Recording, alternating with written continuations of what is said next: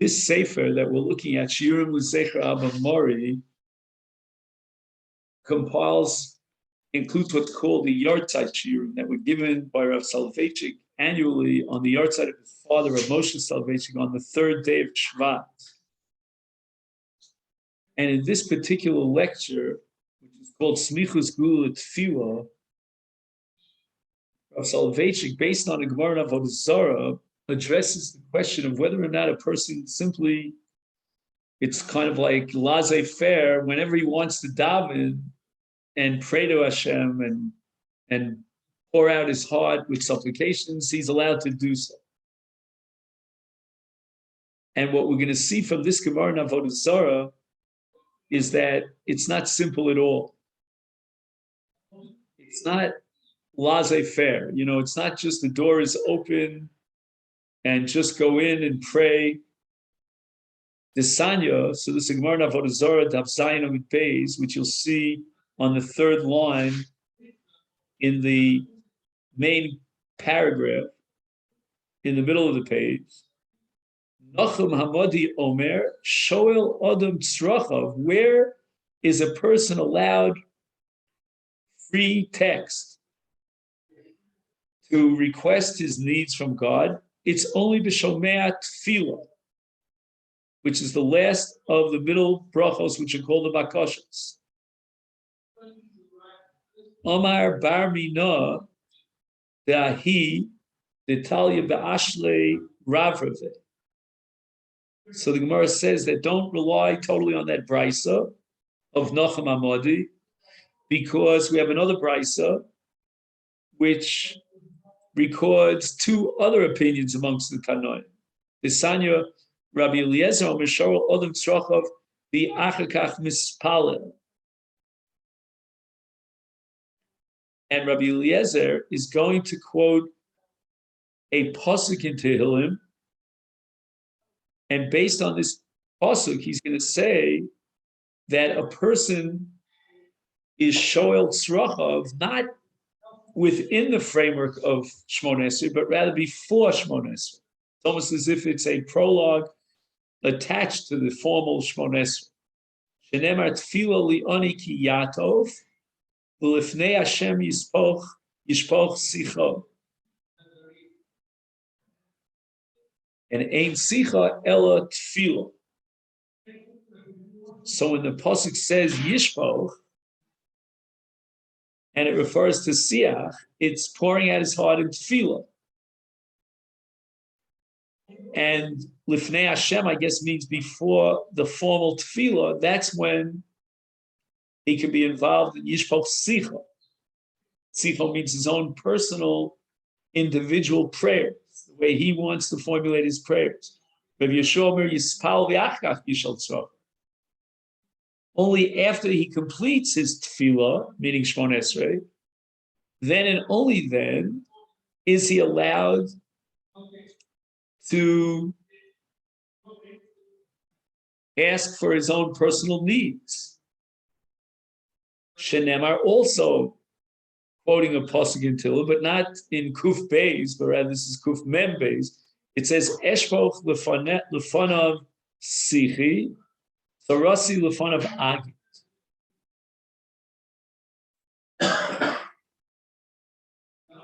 So the Gemara tries to analyze this machlokes, b'maika miflagi. So again, we have three possibilities. Two possibilities have it that Sheilas Tzrochov is not in Shmona Esrei. It's either before Shmona Esrei, that's the opinion of Rabbi Eliezer, or it's after Shmona Esrei, according to Rabbi Yeshua.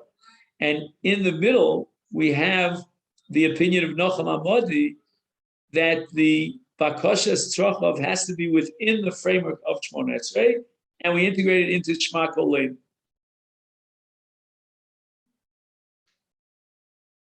And the Gemara says, "V'may kol miflagi b'darish Rabbi Simloi." It's all about this drasha Rav Simloi, the Darish Rav Simloi, and he's basing himself on a parsha in Vayeschanan. Li'olam yisader adam shvachu shal makom. The achakach yispalel. It means you're not allowed to just simply pray for your needs. You have to start with shvachu shal makom. And how do I know? This means Moshe Rabbeinu. We're going to have to imitate the Tefilla of Moshe Rabbeinu, the Tziv. Moshe Rabbeinu first declares God's greatness. He praises God. He says, Hashem Elokim atah achilosel harosis avdecha. You have begun revealing to your servant the greatness of God. And then Ksibach Basrei, Ebrano ve'eres ha'oretz hazos. That is the supplication of Moshe to ask God to allow him to enter into the land. Okay, so that's the drasha of Rav Simloi, that Shvachos Shalom has to come first, and only then Yispaleh. So Rabbi Yeshua Sabri Alfina be Moshe.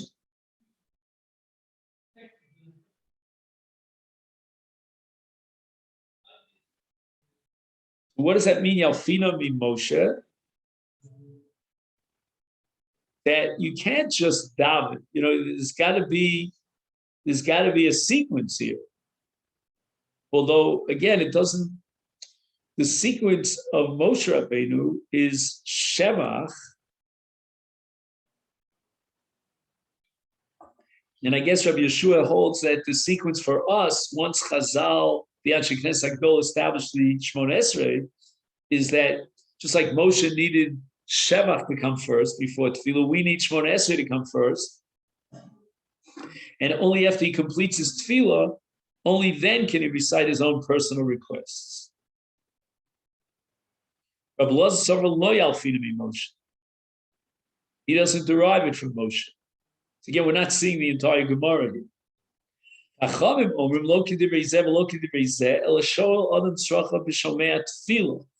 was the sheet of Nachum Amodi.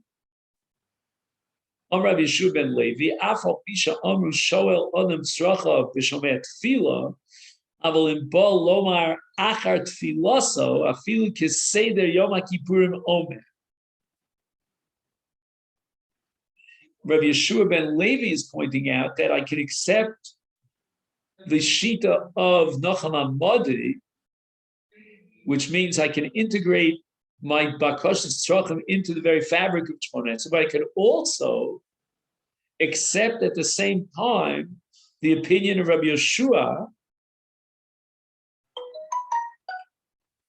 And what is the opinion of Rabbi Yeshua? Oh, excuse me for 1 second.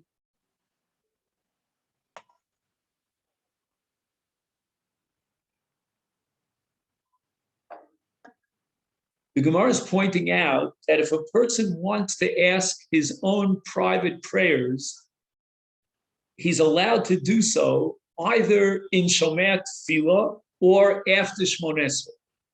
If he does it in Shomei Tefillah, then he's relying on the shita of Nachum Hamadi. If he recites his own personal bakashas tzrachav after Shmona Esrei, then he's relying on the shita of Rabbi Yeshua.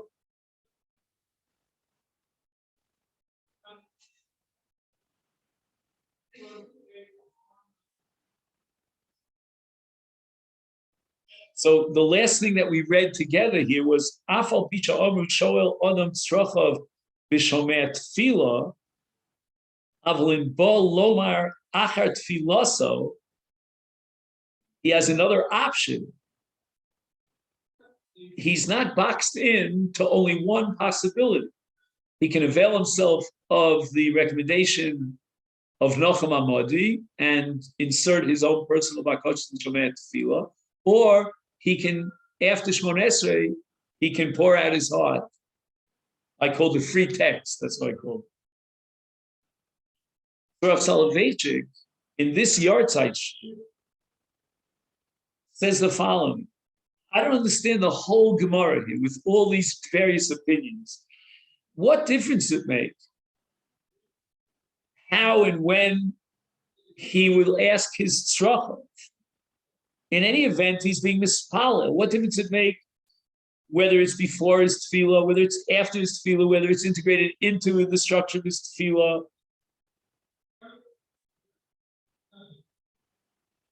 And not only that, it seems that some of the Tanoim were absolutely opposed to Nachum Hammadi's view that you can insert your bakoshas tzrochav into Shmon Esrei in Shomei Tefillah. They never accepted that. It's got to either be before Tefillah or after.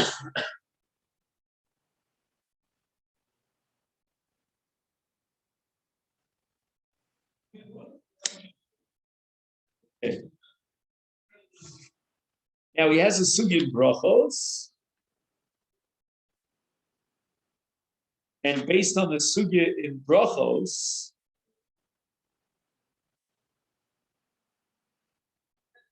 he has, let's say he wants to ask for a certain bakoshos, so he's not allowed to do it during the first three brachos. In any event, I'm just trying to, consolidate it. We're going to look now on page Mem Beis, Steve. Do you see the paragraph Omnam? Mm-hmm. And he says the following, that from this entire sugya in Avodah Zarah Daf Zayin, we draw the following two conclusions. Number one, that Tefillah has a chiyuv Tefillah, and Adam Chayv Lispalel. And number two, and this is a little bit revolutionary, Ein Adam Shol Tzrachav Shelo B'Miskeres Tefillah.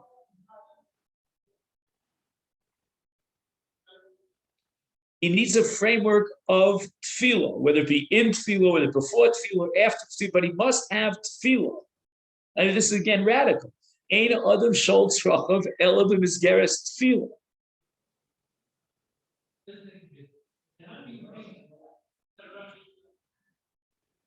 And Shelo B'Miskeres Tefillah She'ela Surah.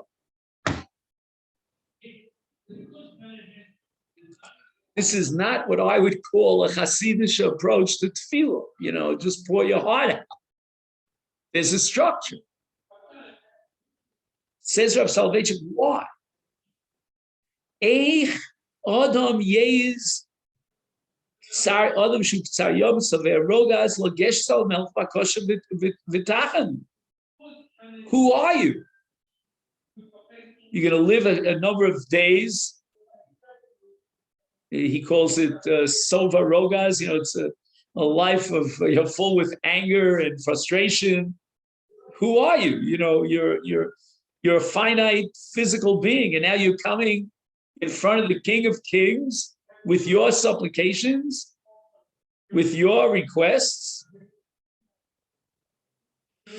Kol inyan atfila hi matnas HaKadosh Baruch Hu levasim b'dam b'chaso HaGadol.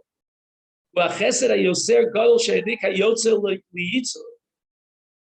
V'alocha kava masmirim ki heter zeh toli ach v'rak b'matbea shel tefillah. Osur lizok el Hashem midbli lishtamesh b'tzuras tefillah u'misgarten. Wild. I mean, again, to Rav Soliveichik, this is pashut. But to us, I mean, again, I'm using the royal we, but it sounds so foreign to us that, God gave this great chesed and made it possible for a creation who's physical and finite, etc., to stand and pour out his heart with all his bakoshas in front of the Almighty. That's a chesed gadol. That requires a special heter, a special license. You can't just jump in. It's like, I come into the president. Who are you? Who gave you, license and audience with the president? But there's a chiyuv tefillah.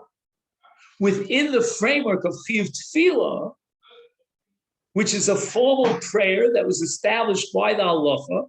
Now, within that context and that framework, you can add your own personal bakoshas. It's almost as if, let's say, again, a mashal, I'm thinking out loud. you are the head of the Energy Commission. So you have an audience with the president to discuss energy. Once you're there, you can say to the president, you know what, I'm asking Mr. President, could you have compassion and grant clemency to my first cousin who's being tried for treason? I don't know what. You know what I'm saying? Once you're already in the door, or you're about to enter into the door, they ask you for a list of, what are you going to be discussing with the president, the king of kings? So you can add a little bit of your own. Chachamim sobrim she'elas tzrachim shelo mizgeres tefillah asur ligamri. According to the view of Nachum Hamadi, there's no such thing as she'elas tzrachim if it's not internally integrated into the tefillah. And therefore, it's got to be in Shomei Tefillah, not before Tefillah and not after Tefillah.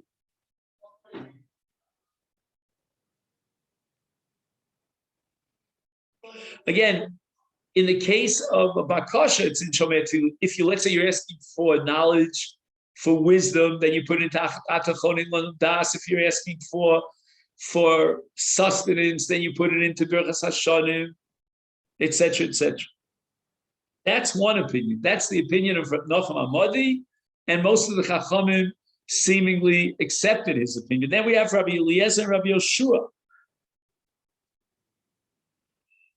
They agree, the two of those Tanoim, that once there is room for license, for a heter of a private tefillah, that could be even outside the framework of Shmoneh Esrei. And here we have a machlokes between Rabbi Yeshua and Rabbi Eliezer about the nature and the application of this heter, this license. Rabbi Yeshua says, I'm going to allow you, the halacha is going to allow you to put forth your personal petitions only after you have mispal. You fulfilled your obligation by reciting the tchinos and the bakoshos b'matbeh shetavu chachamim, etc., with the standard formulation. And now we're going to allow you to put forward your personal supplications. But it's only after you've already had the audience, which was a fulfillment of your obligation of tefillah by utilizing the matbeh shetavu chacham b'brachos. Rabbi Eliezer says the exact opposite. Once he was mispalel, that's it. This is what the tefillah is. You can't add to the tefillah. To add your own prayers to the tefillah, says Rabbi Eliezer, afterwards, subsequently, is unacceptable. And he asks it as a rhetorical question, explaining Rabbi Eliezer, are you going to improve and embellish the matbeh of tefillah? What a chutzpah. So how can you add to the tefillah as it was established, the standard tefillah, the nusach of the matbeh shetavu chacham? But kodem shenispalel mutar.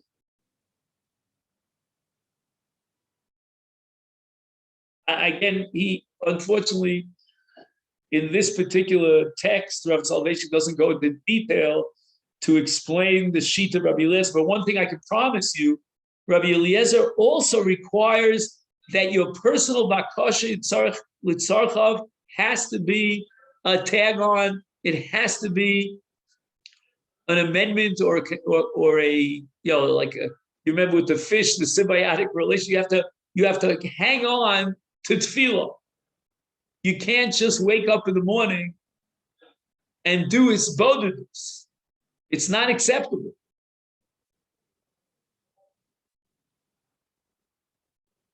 So halach l'maisa, we accept the sheet of the chachamim, rishus, which is Nachum Hamadi, rishus b'yad adam levakish yitzracha b'tefillah Shmoneh Esrei, v'gam ki Rabbi Yeshua, that you're allowed to add your own personal tchinos after the tefillah.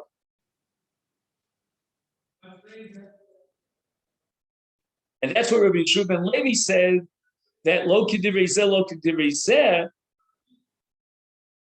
In other words, as far as the Iser Bakasha b'tefillah atzma, that we're not going to accept. And Modem Chacham Rabbi Yeshua, even though Chachamim will have you integrate your personal bakashas into the structure and the format of Tefillah of Shmona Esrei, but nevertheless, they agree to the Rabbi Sita, Rabbi Yeshua, and Yesh Biyadu Levakish Kamli Achar Tefillah. So, because once he's already been mispal and mutulo litzkanein lifnei HaKadosh Baruch Hu al tzorach v'prati.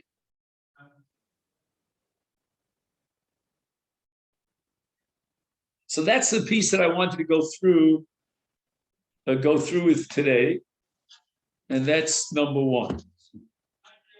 Okay.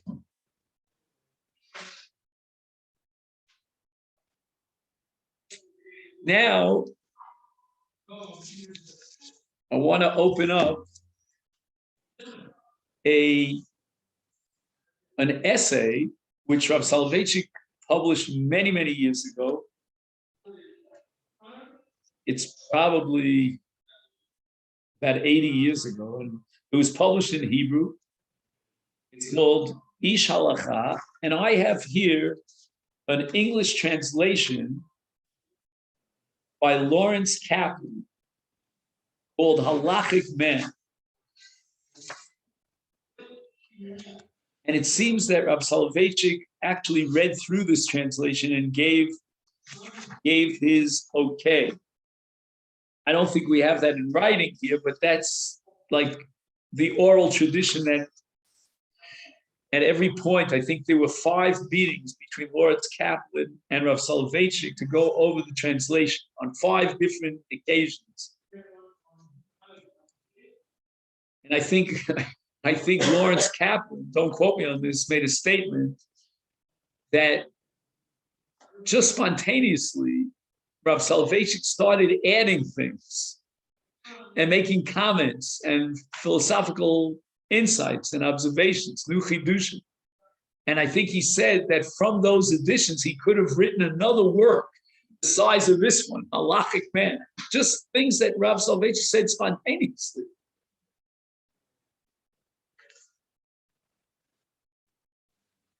Now, again, this is an essay of 137 pages. And we don't have the time to read 137 pages together. What I would like to do is perhaps highlight some of the points here. Now, about 2 or 3 weeks ago, I gave a lecture in Modi'in about the Mussar Movement. And in this essay called Halachic Man, Rav Soliveichik is here on page 74, explains, again, he says it in the name of his grandfather, Reb Chaim, but obviously he is expressing his opinion as well. And what happened is that both the Nitziv, who was the Rashiva of Volozhin, and Reb Chaim Brisker, who was also a Rashiva originally in Volozhin, they refused to allow the Mussar movement of Rabbi Yisrael Salanter to enter into the schedule of, let's say, in the case of the Nitziv, the Volozhin Yeshiva, and Reb Chaim at that point was also in the Volozhin Yeshiva. So this is the mother of all Lithuanian yeshivas, and a refusal to accept a program of Mussar, the study of Mussar, Rabbi Yisrael Salanter, in the Volozhin Yeshiva.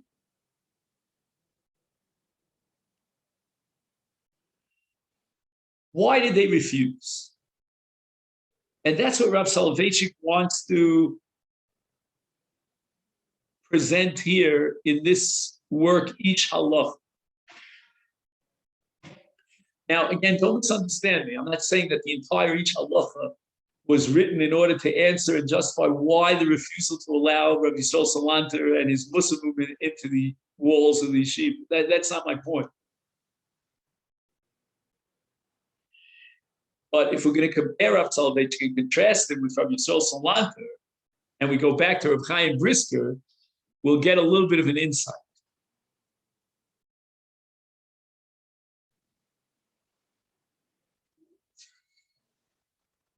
Rav Soliveichik works with what we call typology. I'm not sure if you're familiar with that word. And that is, he creates and describes types, and he classifies them, and then he works very hard to define them. And we're talking about personality types, not in the psychological sense, but in terms of knowledge, wisdom, and a relationship to the Almighty.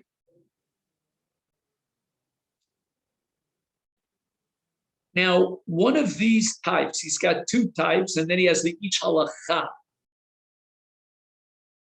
One of these two types is called cognitive man. And cognitive man is the man of science, the man of mathematics.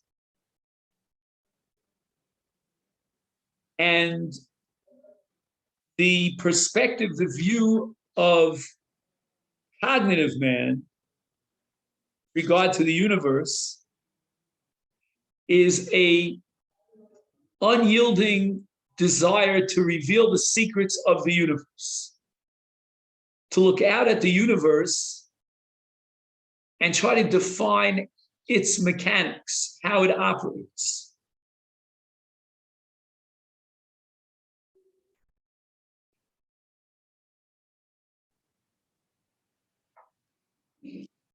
Cognitive man, he writes, does not tolerate obscurity, oblique illusions, undeciphered secrets in existence. He desires fixed principles, laws, judgments. He negates the unforeseen, the incomprehensible. Every phenomenon has to be subjected to the rule of law and principle. That is the man of cognition. Obviously, mathematics plays a primary role here. So cognition, or knowledge, consists in discovering the secret, solving the riddle, and exposing that which is hidden and buried deep in reality. That is the man of cognition. Again, I'm summarizing many, many pages. Then he goes on to the second category of men, and that is the homo religiosus, the man of religion, a whole different approach to reality. Here, he's intrigued by the mystery of existence, and he's going to emphasize the mystery. He gazes at that which is obscure with no intention of explaining it.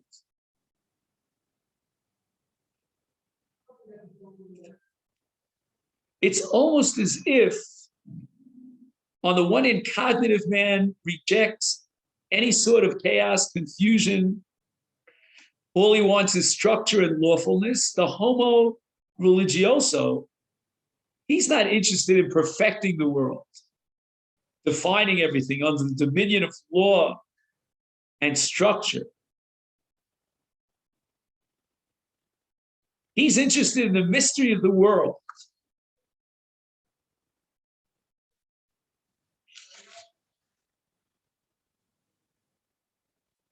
And this he goes on and on with a contrast between cognitive man and homo religioso. Then he goes on to analyze the man of halacha. And in my humble opinion, and this is very shocking, Rav Soliveichik sees more of an affinity between halachic man and cognitive man than between halachic man and homo religioso. In other words, halachic man is going to be sort of a hybrid of these two types, but yet Again, this is just Berzon talking. I think he's a lot closer, the way the Rav presents it here, to cognitive man than to homo religioso. Because to the same extent that cognitive man looks at reality and he wants to see the lawfulness in reality, so too halachic man looks at everything in reality and wants to fit it into laws, into structure.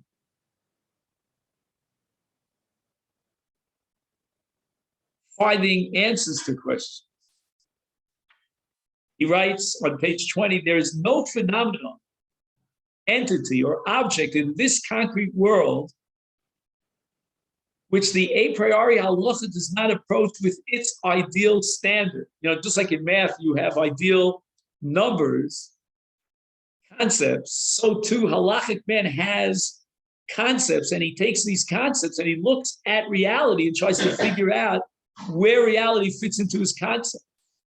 So when halachic man comes across a spring bubbling quietly, he already possesses a fixed a priori relationship to this phenomenon. And those are the complex laws of halacha regarding the construct of a spring. The spring is fit for the immersion of a zav. It may serve as mechatos, which means that in the case of someone who has tumas mes, you could take the water of a spring and mix it together with the the ashes of the paraduma. Halachic man, he gazes at a spring, carefully examines its nature, and he possesses a priori ideal principles and precepts which establish the character of the spring as a halachic construct. So everything is about statutes and laws and structure. Halachic man is not overly curious. Okay, that's a discussion here. Anyway, it goes on and on and on for pages after pages about the fixed a priori relationship to all of reality in the case of halachic man.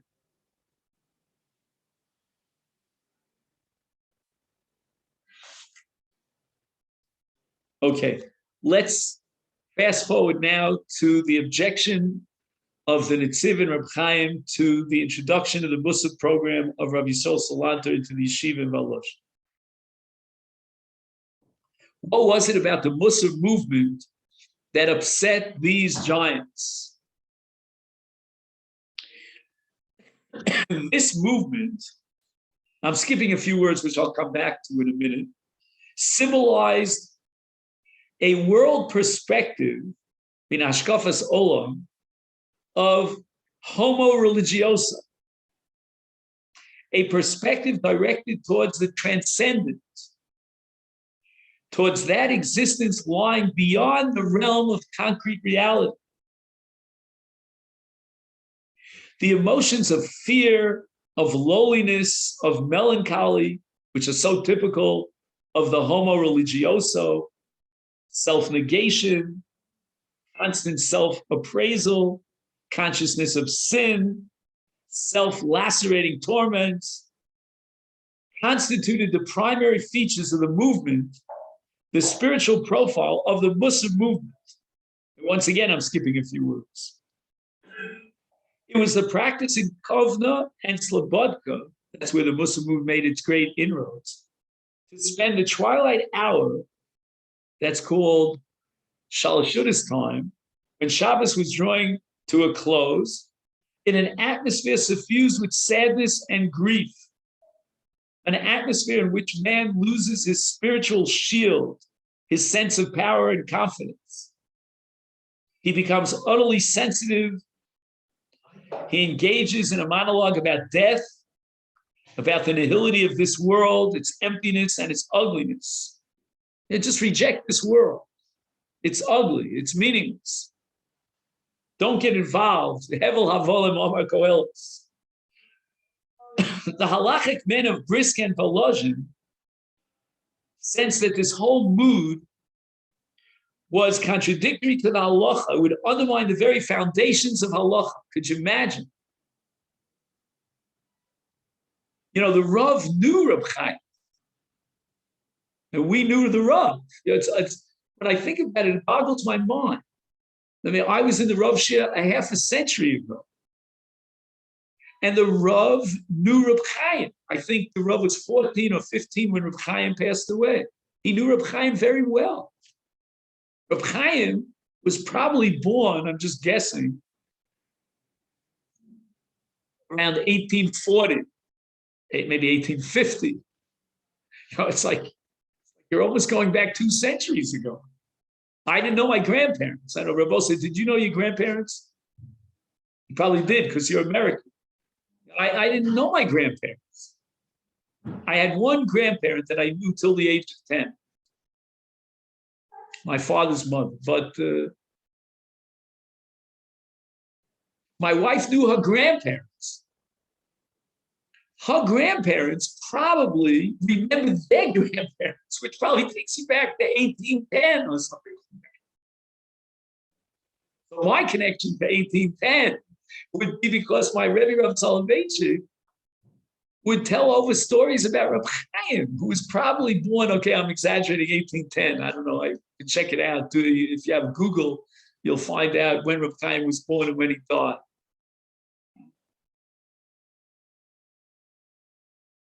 And he goes on and on to say that halachic man is too busy. He's preoccupied. He's spending his life and every moment in analyzing halacha and trying to take his a priori ideal constructs and see how the reality in concrete world would fit into those ideal structures. He has no time for self-appraisal, for beating his breast. One must not waste his time on spiritual self-appraisal, on probing introspections. This would upset the whole Seder Alimud in Malajin. This constant sense of sin, this psychic analysis, which brings man just to melancholy and depression.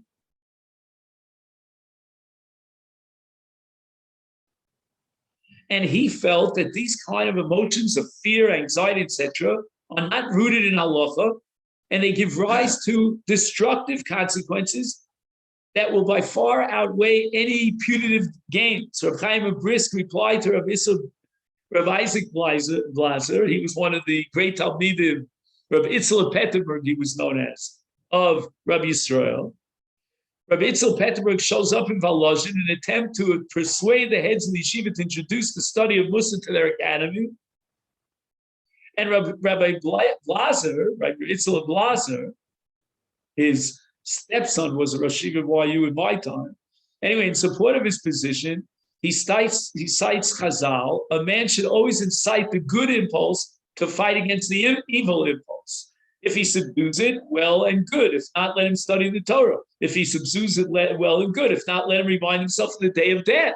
Gemara Brachos Daf Hey. Evidently, Rabbi Blaser emphasized the sages prefer the effectiveness of the remembrance of the day of death to the study of Torah, because nowhere does it say that a person, when he's faced by the Yetzer Hara, the evil impulse, who's inciting him, that he should occupy himself with Torah. And that'll subdue his evil impulse. Yet the remembrance of the day of death will vanquish the evil influence. Reb Chaim replied, if a person is sick, I guess he means he has stomach problems, we may prescribe castor oil. However, it's beyond doubt that if a healthy person ingests castor oil, he'll become very sick. If that vile wretch, the evil impulse, meets you, and if you are sound in spirit and soul, if your consciousness and character are whole and intact, occupy yourself with Torah. The Gemara says in Sukkah, Moshcheu lebeis hamedrash. Take the Yetzer Hara and drag him into the study house. This is the most effective remedy in man's ongoing battle with his evil impulse. However, if you're spiritually sick, if a fit of madness has seized hold of you, if some psychic anomaly has put forth its diseased tendrils in your inner world, then you must use more powerful drugs than those that are designed namely those that are designed for the very ill, like the remembrance of the day of death. We in Falajah, thank God, are healthy in spirit and body, are whole in our Torah. There's no need here for castor oil. And if the scholars in Kelm and Kovna feel compelled to drink bitter drugs, let them drink it to their heart's content. But let them not invite others to dine with them. This was Reb Chaim. Rav Soliveichik adds another paragraph, and I remember I told you that on 2 occasions I left out a few words. When I started reading to you, this movement symbolized the world perspective of Homo religioso. I left out the words at the beginning of its growth. Mussar, as a movement, went through 2 stages. So Rav Soliveichik in Halachic Man writes, then in fairness, it should be emphasized that when the Mussar movement reached its state of maturity in the Yeshiva Knesset Yisrael, that's in Slobodka, under the directorship of Rabbi Naftali Tzvi Finkel, and in the Mir Yeshiva under the spiritual guidance of Rabbi Yerucham Levovitz, it assumed an entirely different form and approached the world perspective of the great halachic men, the fear, the terror, the melancholy evaporating, and their place was taken by a powerful sense of the holiness and the joy of life. And I would add, and self-confidence, because that's what the Alter Slobodka, Rav Nosson Tzvi Finkel, that's what he introduced into the Mussar movement to build up a person. He didn't have a phrase, yeshiva bachur. He called him yeshiva man, like Superman. In Slobodka, they wore top hats, the yeshiva guys. He tried to build up the yeshiva bachur at a time when the yeshiva bachur were pushed down and very low. They're very sisters. You could have a brother and a sister.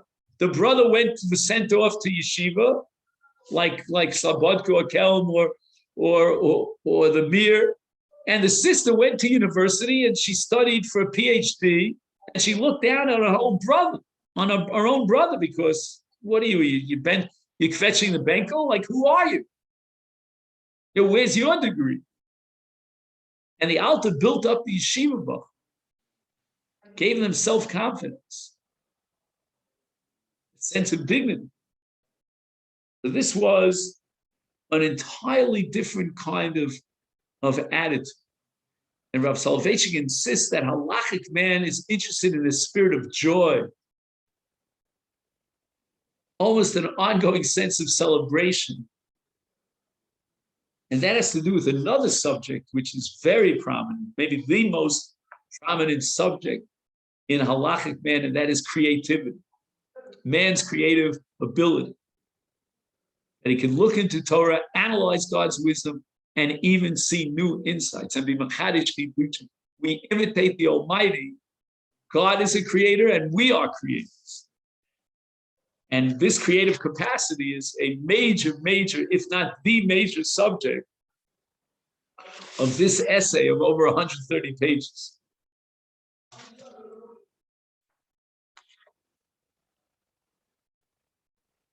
Let me mention a few other things.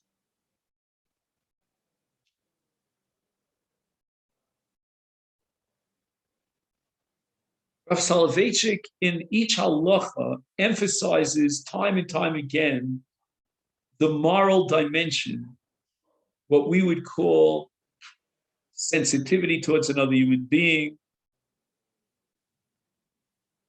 and mitzvos bein adam lechaver. So let me read a few things on this topic again from this essay.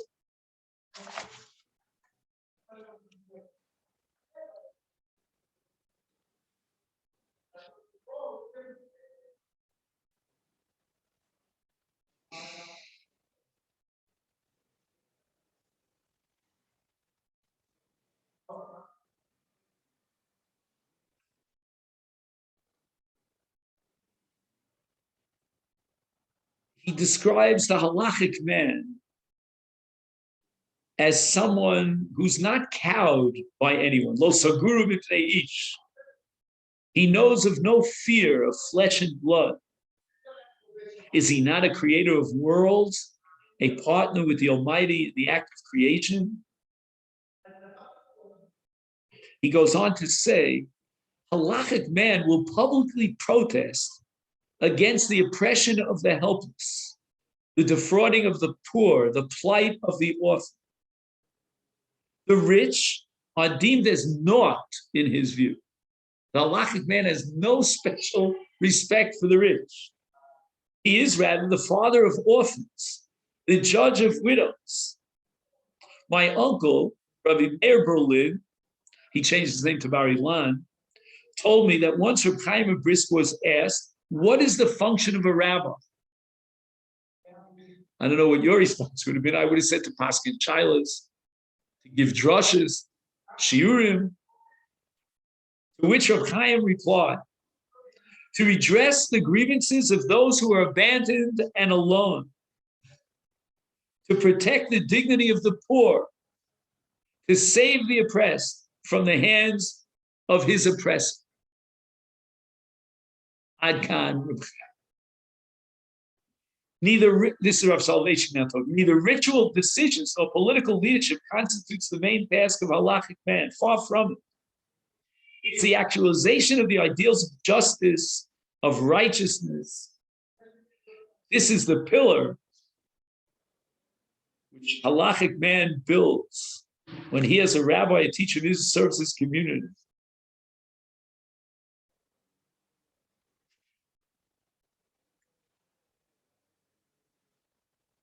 Now, I have here a photocopy, the little booklet that I once compiled many years ago of photocopies of different essays, either from Rav Soliveichik or about Rav Soliveichik. And I'm going to read a paragraph here from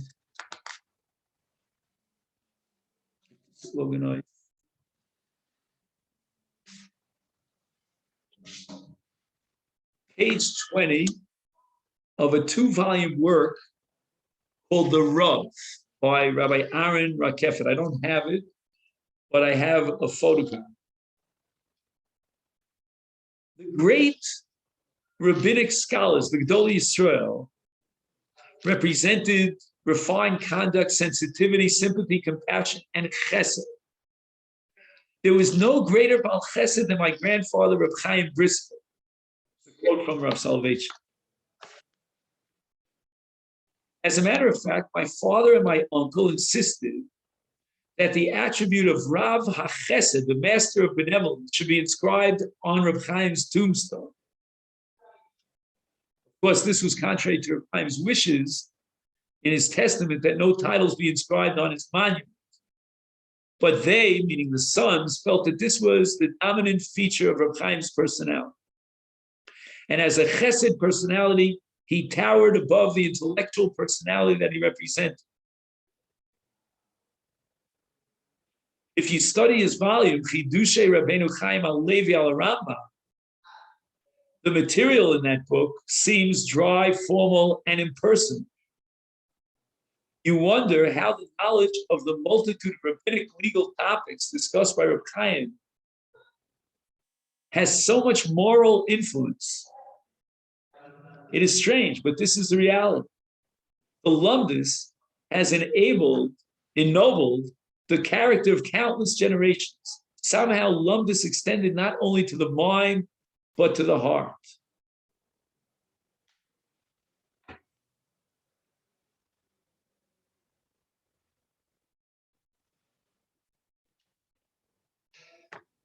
Reb Chaim possessed a most sensitive consciousness and sensitive heart, along with unlimited courage. He was a real socialist, not a Marxist socialist. There was once a strike in Brisk. They did not manufacture anything in Brisk, but one article they did manufacture. Let's see if I can find this. namely matzah. Those who worked in the matzah shops went out on strike. Reb Chaim supported them, collected money to feed the people who were on strike. This was in Brisk. It was not New York in 1979. It was Brisk at the turn of the century. Reb Chaim almost lost his rabbinic position as a result, but he did not deviate. Let me give you another example. The halacha is that if two people, a man and a woman, God forbid, die on the same day, the woman has to be buried first and the man afterwards. It happened in Brisk that the most outstanding friend of Reb Chaim, a great scholar, a leader of the community, Reb Chaim Zalman Lifshitz, died in the morning. This man had actually been responsible for the election of Reb Chaim as the rabbi of Brisk. At the same time, a poor woman in Brisk died. It was in the winter when the day is short. The Gaboim of the Chevra Kadisha calculated that it would make no difference whether the poor woman was buried at night or by daylight. In Lithuania, they used to bury at night. And no one was going to come to a funeral anyway. So let's delay her burial until the night. Reb Chaim Zalman Lifshitz had been a pillar of the community. In the morning, he would have a big send-off.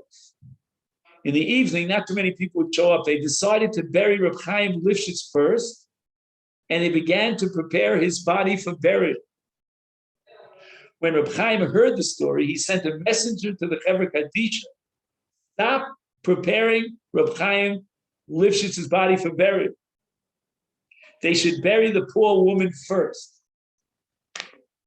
And if his burial would have to take place at night as a result, it could not be held. The Chevra Kadisha ignored his orders, continued to prepare Reb Chaim Zalman for burial. Reb Chaim took his cane, put on his coat, told his shamus to accompany him. The shamus was actually present there and told me this story. They went to the house of Reb Chaim Zalman Lifshitz, Reb Chaim's greatest and most outstanding friend. Reb Chaim Zalman had actually sacrificed himself in order to elect Reb Chaim as the rabbi of Brisk. Nevertheless, Reb Chaim told the Chevra Kadisha to leave Reb Chaim Zalman, go to the ghetto in order to bury the poor woman first. Such was Reb Chaim's tremendous courage.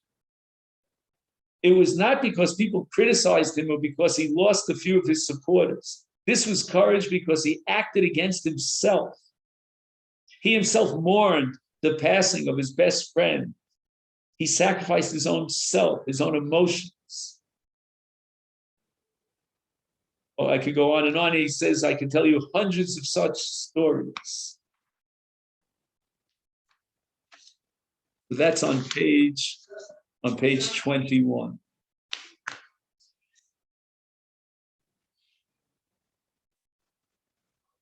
I have here a piece from Harei Kedem on the mitzvah of Simchas Purim and Mishloach Manos.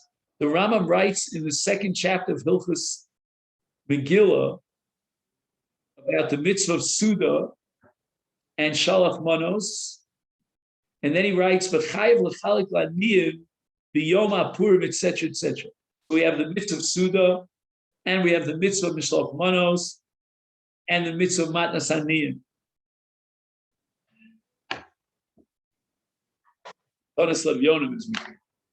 Says the Rambam, if a person has a certain limited amount of funds, where should he spend his money? Where should he dedicate his funds? Rambam writes, Mutav li odom laharbos b'matanos levyonim milaharbos b'seuda b'shloach manos l'reah. You should spend more money on giving charity to the poor than shloch manos or sudas purim. She'ein simcha gedola umefuara el samech lev haniyim, the yisomin, the almonos, the gerim. The greatest simcha, says the Rambam, is to gladden the hearts of the unfortunate.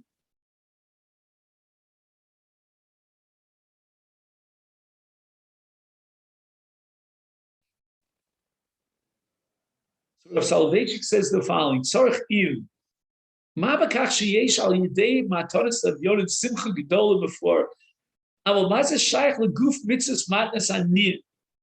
The name of the mitzvahs matnas aniyim adifa mikul. Minoli the simcha gedola zu adifa mikshar mitzvahs hayom.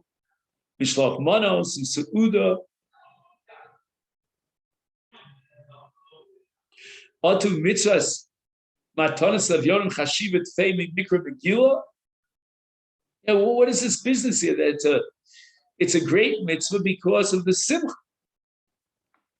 Says Rav Soliveichik, "Hanira mavur mi divrei Rambam the kol hanach mitzvos b'tzuda u'mishloch manos matos avyon mitzvah achas ein the kulon nichlolim tachas Hashem simchas purim." There's one overarching mitzvah that has three subcategories, and that's called mitzvah simchas purim. The Suda is part of Simcha. Mishloch Manos is part of Simcha and part of Suda. Now the Rambam says that even Matanis Levyonim is part of the mitzvah of Simcha, to be Mesameach, the Lev Haniyim. So the mitzvah of Simcha is not just to bring myself into a state of Simcha, but to bring others into a state of Simcha. I invite others to my Suda. I give Mishloch Manos to others. I give Matanos Levyon to Mesameach the Lev Haniyim. Is therefore the Rambam says that within the matrix of Simcha, Matanis Levyonim is the Ikar Mitzvah Simcha Purim.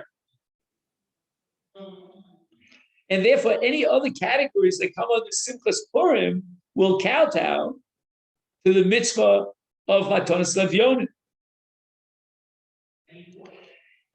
And Rav Soliveichik points out that the Rambam is very consistent because in Hilchas Yontif, Perek Vav, he writes, Yesh bechlal osa simcha, when the Torah says, V'samachta b'chagecha, l'smach hu banov, sha'ocha v'shosa chayav lahachil l'ger, liyosav l'almana, im shara aniyim amulalim. The mitzvah of simcha is not just to gather your family together and have a banquet and have a wonderful sudas yontif, but rather to feed the gerim, the yisomim, the almanos, together with all the aniyim, umlalim, those are unfortunate. Says the Rambam, Misha Noel Dalsos Beisel, he locks the doors of his house so that he could have a family simcha for Purim. Ein zu simchas mitzvah. That is not his simcha of mitzvah. El simchas kreisam. He's like enjoying his belly. Says Rav Soliveichik, Arei ein lecha simcha shel mitzvah, ela al yedei simchas ha'aniyim ba'umlalim ima. Wow.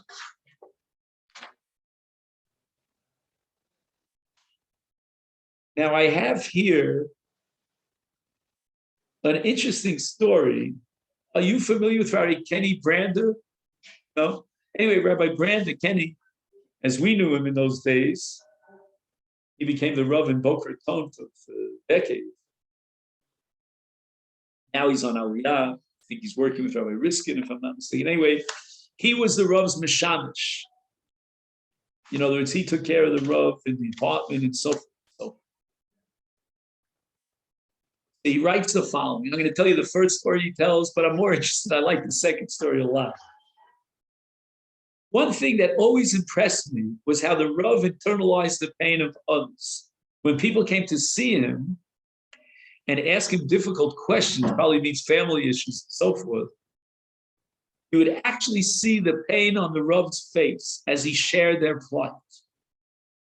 Not only would it affect him at that moment, but he would carry the headache throughout the entire day, the heartache throughout the entire day. We worried for his health.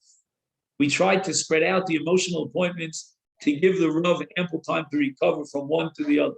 Once, I remember the Rav woke up at 4 a.m. I asked him what was wrong, and he said that he was meant to have a second meeting with a particular couple that day, and he knew that he would have to tell them, whatever he would tell them would cause them distress, and the Rav could not sleep. Now get to the second story. I was dating my future wife during this time when I lived with the Rav in his apartment. Once, I was leaving to meet her, and the Rav stopped me. I was wearing sneakers and sweat socks. He said a yeshiva bacha should wear dress shoes on such occasions. I explained to him at this point in our relationship, dress shoes weren't necessary, but he was adamant. I admitted that I couldn't wear dress shoes because I didn't have dark socks, and I would never wear dress shoes with white socks. The moment I said that, I realized I had made a big mistake. The Rav always wore white socks with dress shoes. Unruffled, he directed me to his sock drawer where he said I would find dark socks. I opened it, and sure enough, there were a dozen pairs alongside his usual white socks that he always wore. I said, Rebbe, I don't understand. I never ever see you wear anything but white socks. Like, I get very emotional here. He explained that in her final years, his wife had difficulty seeing, but she would never hear of having him help her match up dark patterned socks.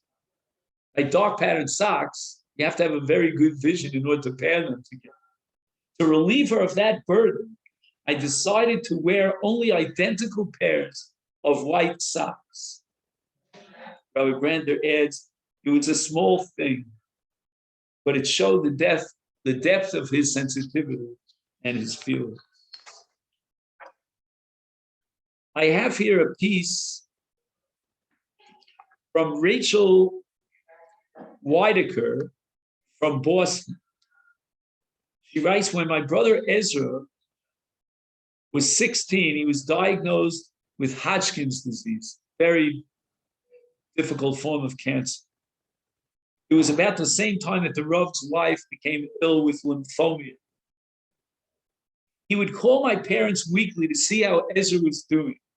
After graduating from Maimonides, Ezra became a Talmud in the Rav Shir at YU. And the Rav kept up with every detail of my brother's illness. Ezra was undergoing chemotherapy then.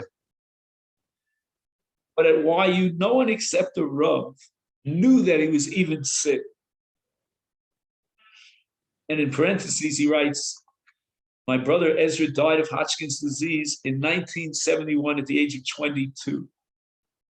Once a chemotherapy appointment meant that Ezra would have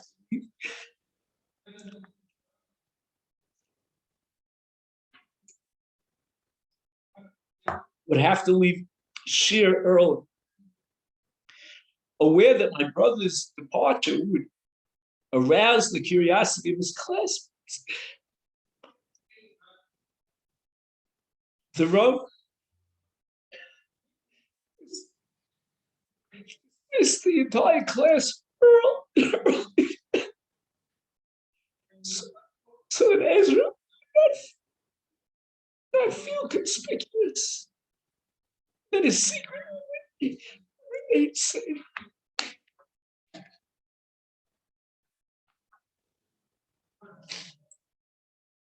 I have here Rav Shechter's handwriting. You know, the notes were very rare. It was very hard if you weren't in Shia to get notes.